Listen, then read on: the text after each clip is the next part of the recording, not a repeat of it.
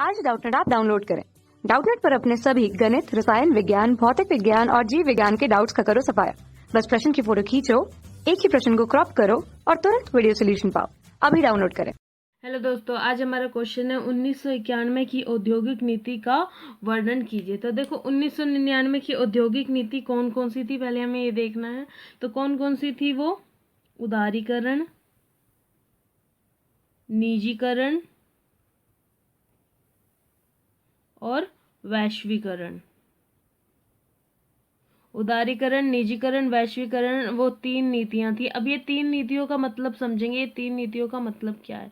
देखो 1991 में ये नीतियां क्यों आई? क्योंकि उस टाइम पर देश का जो आर्थिक विकास था वो बिल्कुल ना के बराबर था। क्योंकि देश में व्यवसाय नहीं, जिस देश में व्यवसाय नहीं उस देश का विकास कैसे होगा, है ना। तो उस देश में व्यवसाय बहुत थे, जो भी वो बहुत क्या थे, डेवलप नहीं थे, बहुत ज्यादा विकसित नहीं थे, ठीक है ना। तो उदारीकरण का क्या मतलब है? उदारीकरण का मतलब है, देखो हमारे देश में ना बहुत ज्यादा, जब व्यवसाय करने के लिए बहुत ज्यादा क्या थे, कानून थे, है ना। कानून थे, औपचारिकताएं थी कि भाई कोई व्यवसाय करना चाहे तो बहुत ज्यादा उनको जैसे कि औपचारिक मतलब प्रतिबंध थे। क्या थे? बहुत ज्यादा प्रतिबंध थे। तो उन प्रतिबंधों को क्या कर दिया गया? समाप्त कर दिया गया, ताकि कोई भी व्यवसाय करना चाहे तो वो आराम से और आसानी से कर सके, ठीक है ना। बहुत ज्यादा प्रतिबंध थे, जैसे कि एग्जाम्पल हम लें, उदाहरण अगर लें तो लाइसेंस जैसे हो गया, ठीक है ना। परमिट लेना है हमको, किसी की लाइसेंस लेना है, तो ये क्या है? उदारीकरण क्या कर रहा है? लाइसेंस सबके हटा दिए कि आपको लाइसेंस लेने की जरूरत नहीं है। ज्यादातर बिजनेस के, व्यवसाय के लाइसेंस हटा दिए। निजीकरण का क्या मतलब है? कि देखो ज्यादातर व्यवसाय उस समय में क्या थे? सरकार के हाथ में थे। किसके हाथ में थे? सरकार के हाथ में। तो सरकार जो भी व्यवसाय करेगी उसका जो उद्देश्य होगा वो लाभ कमाना नहीं हो सकता, ठीक है ना। या होता भी है तो वो आवश्यकताएं पूरी नहीं कर पाता था सरकार जो व्यवसाय कर। तो सरकार उस 1991 की इस नीति में क्या हुआ कि सरकार ने सारे अपने जो अधिकार हैं व्यवसाय करने के, वो किसको हस्तांतरित कर दिए? निजी लोगों को। किसको?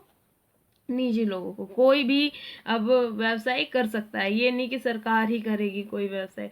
उस समय में ये था कि सरकार ही ज्यादातर व्यवसाय संभालती थी। जो पब्लिक थी, लोग थे, वो जनता थी, कुछ तो ज्यादातर तो किसान थे और बाकी के लोग व्यवसाय करते थे। तो बहुत छोटे लेवल पे छोटा मोटा कोई व्यवसाय करते थे, बड़े पैमाने पर व्यवसाय सिर्फ सरकार ही चलाती थी। तो उसके बाद निजीकरण आया। निजीकरण में हम सरकार ने क्या किया? ये अधिकार क्या किया? हस्तांतरित किए कि कोई भी व्यक्ति या कोई भी निजी व्यक्ति व्यवसाय कर सकता है।